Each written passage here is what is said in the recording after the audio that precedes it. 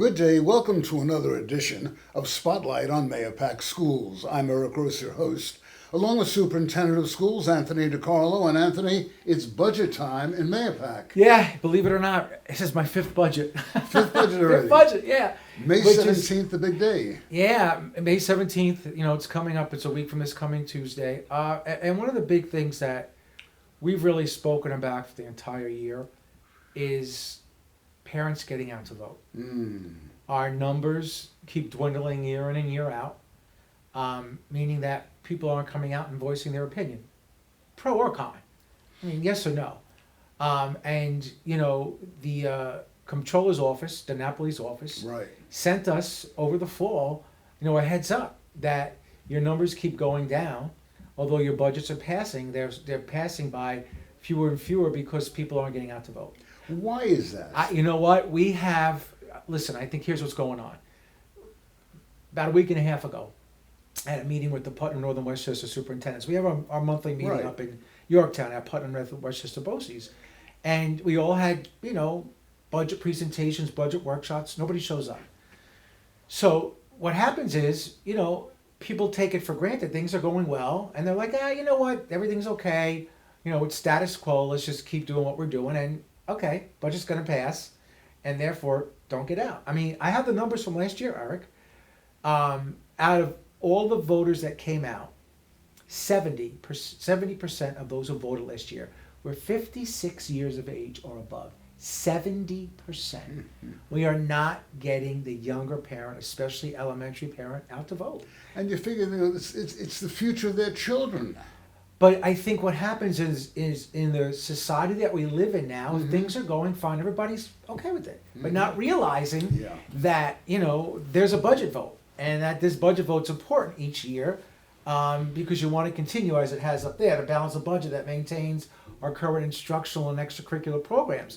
And what's really important, and I mention this every year, Eric, over the last 5 years since I've been the superintendent of schools, we've been at the cap or below, and been able to produce a budget that even enhanced some of what we were doing.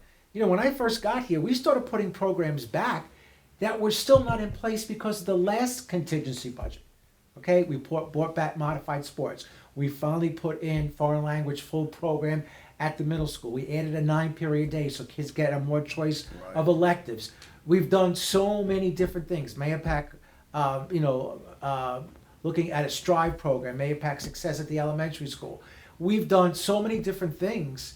We want to continue that momentum, but we can't if people don't go out and voice one way or another. And we want people to get out to vote. And if you say out there, gee, my vote really doesn't count, in the Putnam Valley schools and the North Salem schools, during the last 5, 6, 7 years, one vote. Yeah. That budget was approved by one vote. Right. And we also have 2 open seats for the school board. Yeah. We have President Mongan and Trustee McDonough. I want to thank them for their service throughout the years, but they're no longer running. So, you'll have 2 open seats. So you have 6 individuals running for 3 seats, and that's important also. So, people need to get out and vote, and I think that's really important. So let's talk about the budget. The $133 million fiscal spending plan, estimated tax levy increase 3.35%. People say, well, what about that 2%? How does that favor in now? That's the misnomer, because there's so many different multiples that go into developing what the number is. Some of it has to do with debt service. Some of it has to do with state aid numbers and what you've gotten in the previous year. So it all gets calculated into what you can. Like, we could have raised it to almost 4.6% and been within that cap allowance, but we didn't. Yeah. Through cost-effective measures and looking at what we can do, and through attrition and continuing to right-size the district, we were able to come up with a 3.35 percentage tax increase from year to year. And that comes out to about $100 a year for the average home. Well, it comes out. It's about, depending on what happens with the assess, and here's what happens. Yeah. Every year we go through the same thing, Eric. Well, actually, one year, I think it was my first year, we got to actually change the newsletter because we came out, and then the town came out with, by the way, we're going to 100% evaluation. And so what happens is that you go by the year prior's assessment rate, and then they wind up coming out and adjustments are made. It's approximately about $25 a month on a $400,000 assessed home. Okay. Now, give or take, depending Yeah. on your assessed Yeah. evaluation. So it could be anywhere from about $300 a year total for a Right. $400,000 assessed home. But again, at the end of the day, we want to continue to make sure we offer quality programs, and I think that's what we're doing. We want to be able to continue to do it. I think that this budget allows us to do that.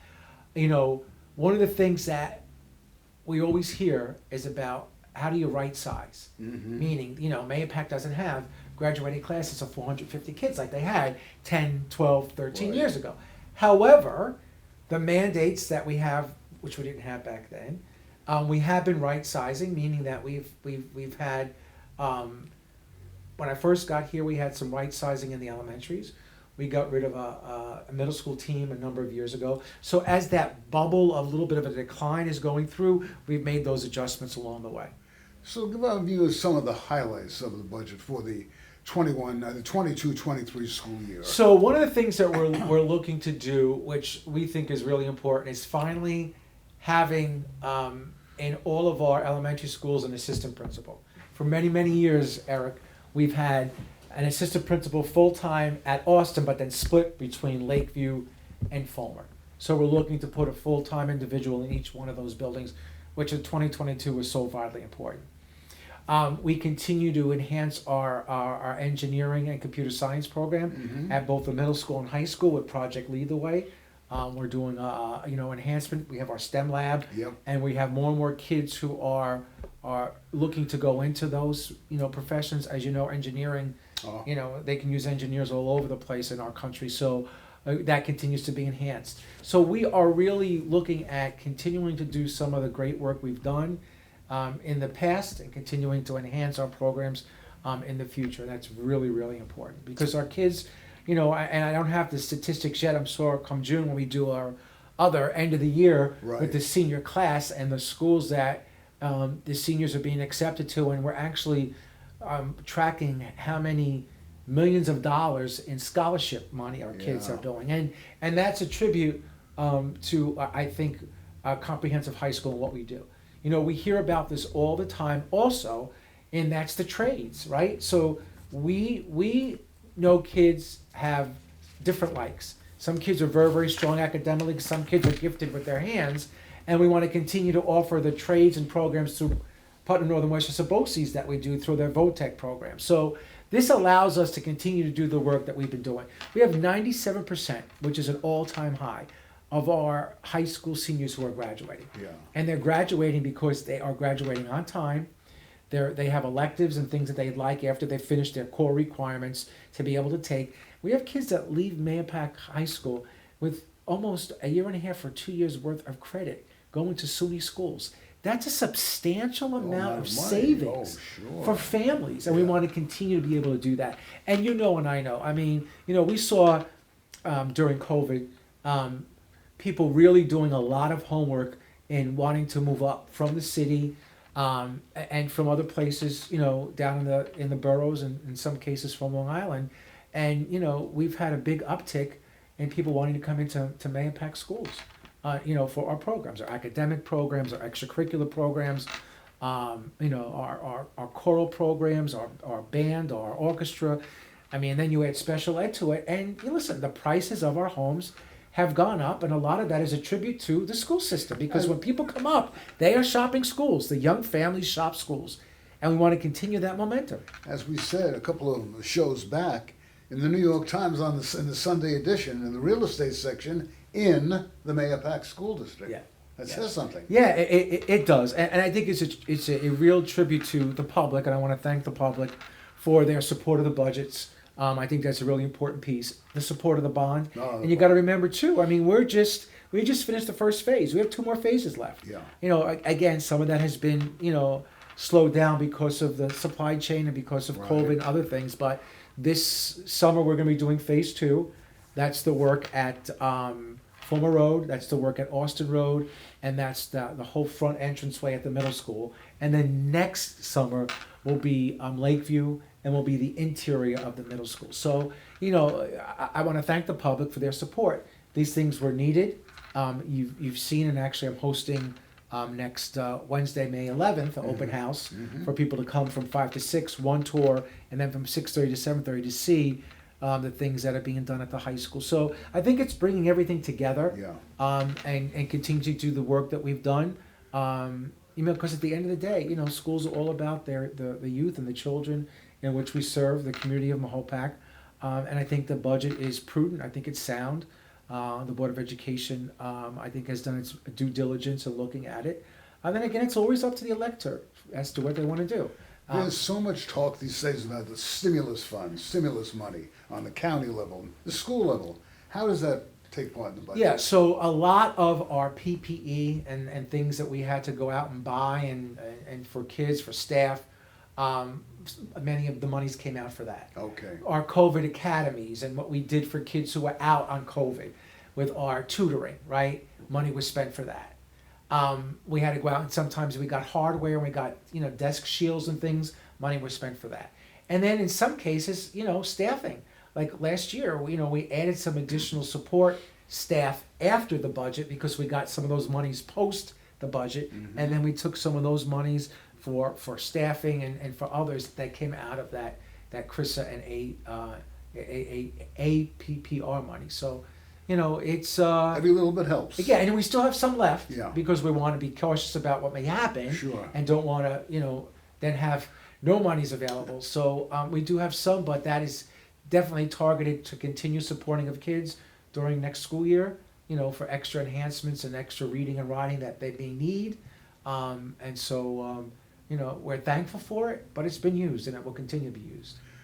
Proposition 2 deals with buses. We're getting new school buses. Yeah, so we have really developed a pattern of trying to get rid of our older fleet, and we're really making some great progress with that. And this is just a continuation of that. We want to have our fleet to be as upgraded as it can, to have newer vehicles, not only the vehicles, but our safety and our cameras and the like. It's vitally important. So we continue to do that.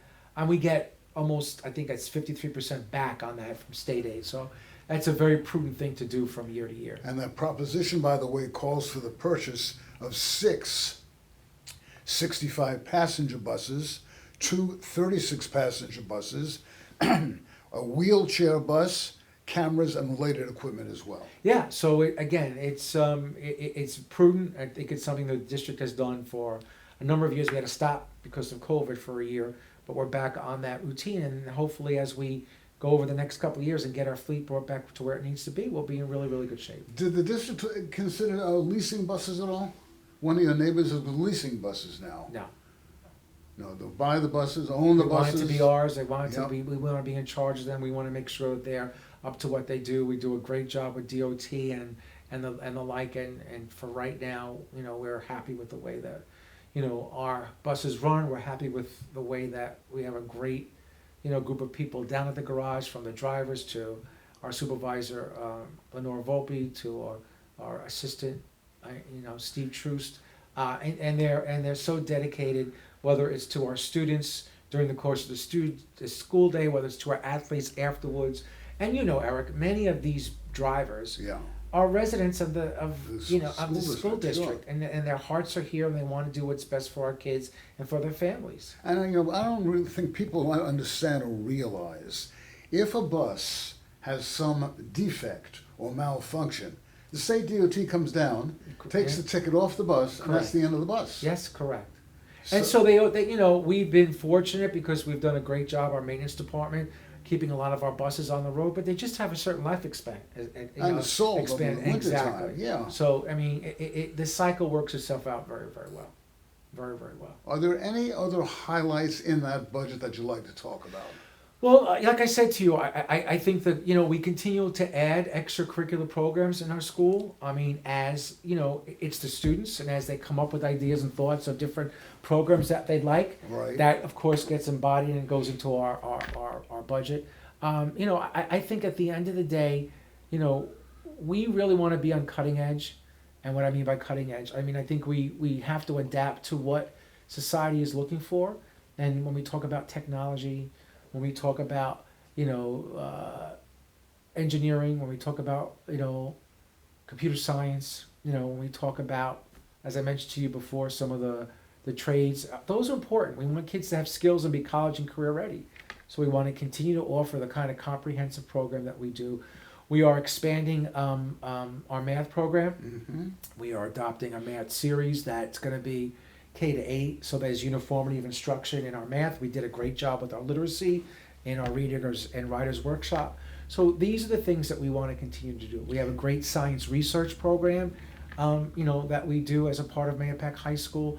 So, we want our kids to be as competitive as any of the best competitive schools in the Hudson Valley, and that's what we want to continue to do. If you notice what Anthony said, K-8, not everything is for the high school or the middle school, because the foundation is laid right there in that kindergarten and Yeah, first you grade cannot level. get to the upper floors of a building unless you have a solid foundation. Right. And I think as you look at where our kids are going and what they're doing once they graduate out of ninth grade, and I say it every year at graduation, of course the high school teachers get the accolades, Sure. right? Because it's the high school and that's the pinnacle and that's where all the magic finishes. But the magic starts in elementary school, and it really is a K-12 celebration every year as we say goodbye to our graduates and they go on to college and career readiness. But it really is a culmination of the work that we all do.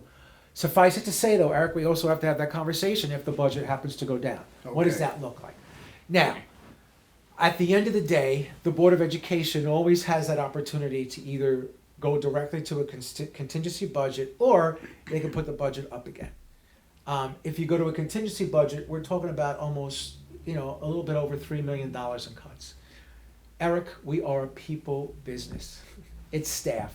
At the end of the day, you can cut so many pieces of paper, Yeah. you can cut so many pens, you can cut so many paper clips. It's people.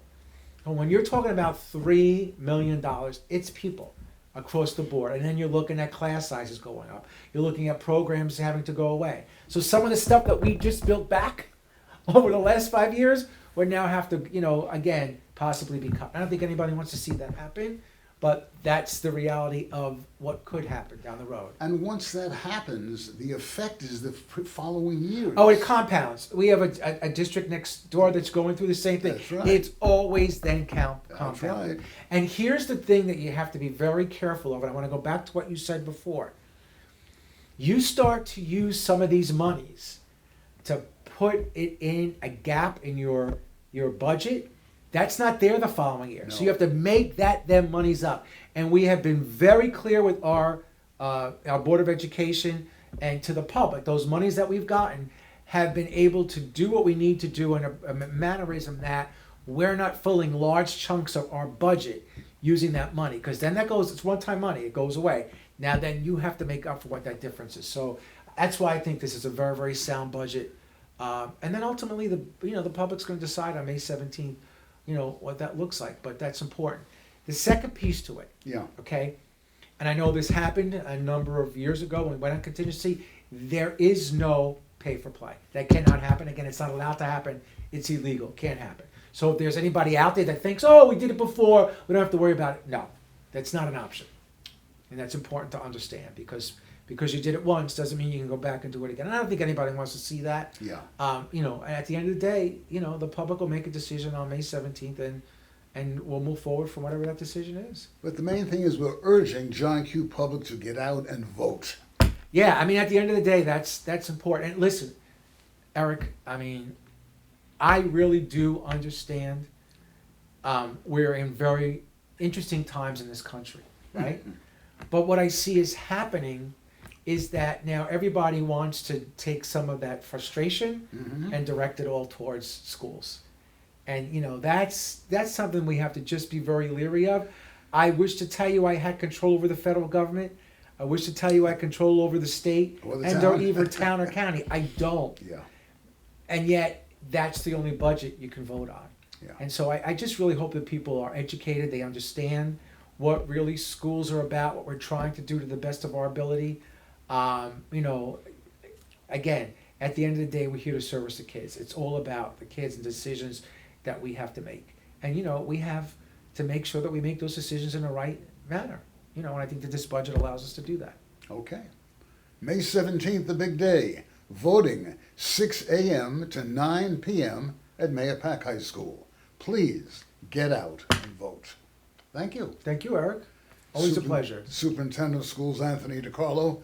I'm Eric Rose. We thank you, sir. Be well. Have yourselves a good one. Remember, May 17th, big day in the Mahopac schools. Bye-bye now.